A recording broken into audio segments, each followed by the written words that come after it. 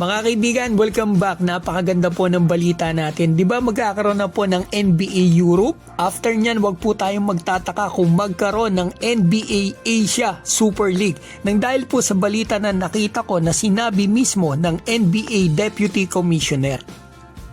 Para malinaw mga kaibigan, di ba alam naman po natin na ang NBA at FIBA ay nagtutulungan dito sa itatayo nilang liga na NBA Europe na possible next year o 2027 ang simula. Base sa mga news, separated po pala ito dito sa NBA at EuroLeague pero base sa nakita ko involve yung mga NBA GMs. So ito, 16 teams pala bali yan mga kaibigan sa Europe na yan.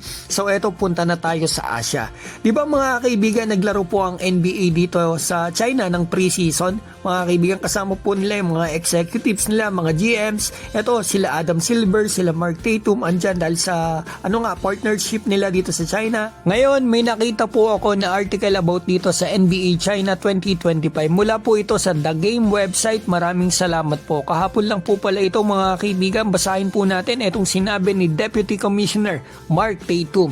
Our mission is to inspire and connect people everywhere through the game of basketball. And there's no doubt that there are hundreds of millions of fans in China and throughout the rest of Asia that follows the game of basketball. Basketball is not only the number one sport in China but is the fastest growing sport around the world too.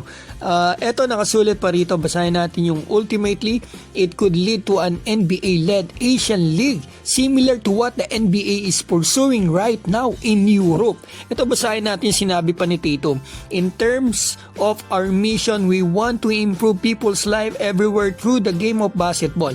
And yes, we are looking at opportunities in Europe to potentially create a pan-Euro League, European League. I think in Asia over time, maybe we'll be able to pursue a similar concept. Ito pa po yung nakasulat sa baba. Tatum agreed that the end result could be a super league in Asia run by the NBA. Ito yung sinabi niya, I think the partnership with the CBA and talking to them about even working with them on CBA national teams but the league as well, we see strength in the growth in Japan in the B-League, the Korean League.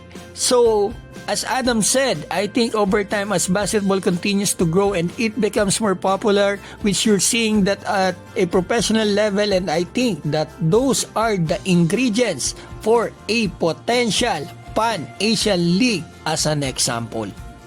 Napakalaking chance po talaga na magtayo ang NBA ng NBA Asia. Mga kaibigan, kasi etong Asia napakalaki ng market. Nandito ang China, pinakamalaki talaga ang market. Nandito ang Pilipinas, talagang yan top 2 mga kaibigan. Number 1 ang Pilipinas, number 2 ang China sa mga viewers at tumatangkilik dito sa NBA outside the United States. Tayo yung top 2 mga kaibigan.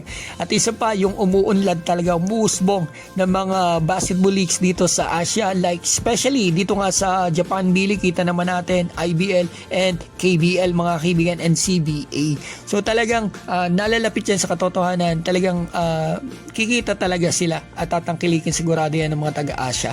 At itong mga kaibigan, gusto kong malaman nyo, napakagandang balita nito sa mga Asian prospect mga kaibigan, nakangarap din sa NBA kasi ito yung hawakan ng NBA.